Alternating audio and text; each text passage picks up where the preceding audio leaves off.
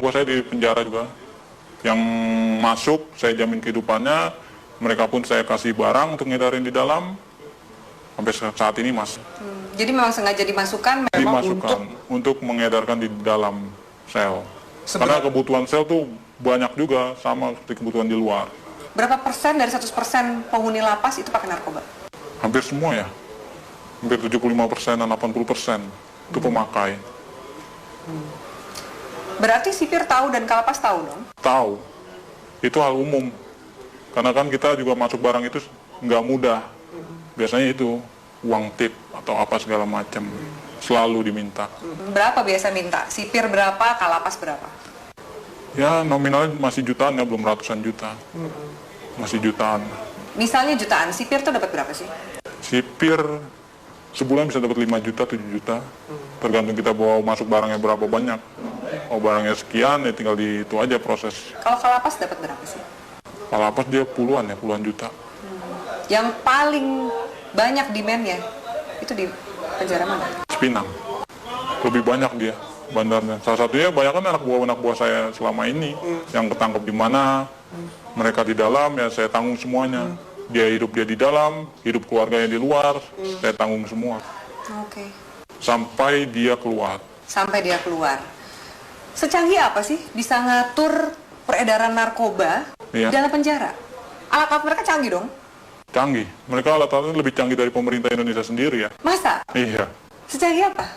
Dari mulai telepon, mereka pakai satelit, langsung tembus satelit. Tidak ada lagi lewat operator-operator Indonesia.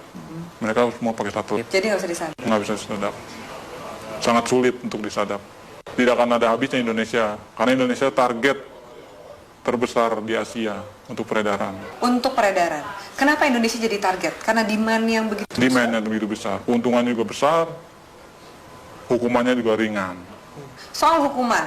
Iya. Ringan, berarti nggak mungkin bikin jerak. Apa sih yang bikin jerak aparatnya? Dari mana sih kemudian kalau misalnya mau ngabisin ini gitu? Dari mana sih? Biasanya kalau main di hakim itu buat main hukuman. Peringanan hukuman, segala macam. Anda bayar? Saya bayar. Dalam bentuk uang atau dalam bentuk barang juga Anda kasih? Uang, biasanya uang. Mereka hanya uang. Kadang barang tergantung hakim.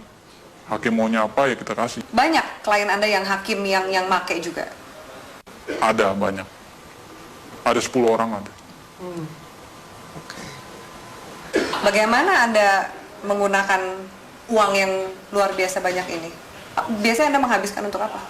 Biasanya saya habisin buat pesta-pesta aja. Pesta, saya beli barang, segala macam apa, kebutuhan. Kebutuhan dalam arti ya saya lihat orang-orang kaum-kaum yang kurang mampu juga sebenarnya saya kasih. Beramal juga? Beramal. Tapi kan dari duit seperti itu, duit haram, duit panas. Ya, istilah kata buang sial. Kalau di kalangan ini buang sial, harus.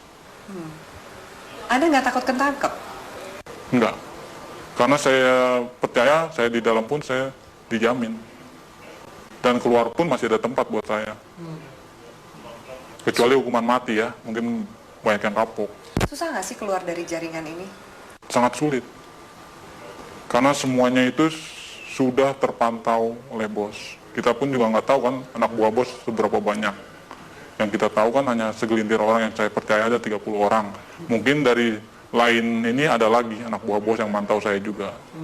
Bagaimana posisi saya, peredaran saya, perkembangan saya. Oke. Dari Jakarta sendiri, selain 5 bos Anda ini, Iya, ada juga jaringan-jaringan yang lain? ada. Banyak. Di Jakarta aja ada sekitar 50 jaringan. Yang saya tahu 50 jaringan, mungkin lebih. Itu yang saya tahu. Jaringan ini lebih besar atau sama kuatnya dengan jaringan Anda? Macam-macam. Tergantung dari barang sih biasanya. Kalau barang kita bagus, banyak juga jaringan ngambil di kita juga. Makanya barang itu nggak pernah akan habis. Tidak akan pernah habis di Indonesia. Walaupun mereka menangkap, menyita segala macam berapa ribuan ton, ratusan kiloton, itu nggak akan pernah habis. Karena itu cuma sedikit, paling seujung jari ya, ujung jarinya dari total barang yang ada di Indonesia. Kalau BNN sendiri, gimana Anda sebagai bandar ngelihat BNN? BNN saya lihat sih Untuk saat ini tergantung orang-orangnya sih, BNN juga. Sama lah sama yang di Polres, Polda, segala macam. Istilah katanya kan orang Indonesia itu hanya butuh duit. Semuanya ujung-ujungnya duit. Asal kita punya duit, ya lolos. Sampai ke jaringan, kalau kepolisian juga Kepolisian udah hal umum. Udah nggak bisa ini lagi. nggak mungkin dibersihin. Nggak mungkin dibersihkan. Karena memang aparatnya pun pemakai. Kenal sama bandar, kenal barang, nyuplai barang juga, begitu. Seterusnya. Bea Cukai gimana? Bea Cukai juga mengawasi kan Iya. seperti ini. Bea Cukai ada permainan juga. Maka kita di Bea Cukai itu ada sekitar 5 orang kita pegang di sana. Untuk tiap ininya. Apa peran 5 orang di Bea Cukai ini? Meloloskan barang. Meloloskan barang. Jadi ada pengiriman juga. Pengiriman barang, pengeluaran keluar barang, itu semua lewat dari mereka ini, 5 orang ini. Oke. Anda punya berapa rekening? Ada 10 lebih. 10 lebih. Kurang lebih satu rekening isinya berapa sih? Tergantung ya, ada yang 1 miliar, ada yang 800, ada yang 750. Paling kecil ya sekitar 250 juta. Anda nggak takut kelacak oleh PPATK nih? Wah, enggak ya, itu nama rekeningnya udah beda-beda. Ada panggilan untuk berhenti dari dunia hitam ini? Belum ada. Saya masih menikmati sampai sekarang karena keuntungannya lumayan.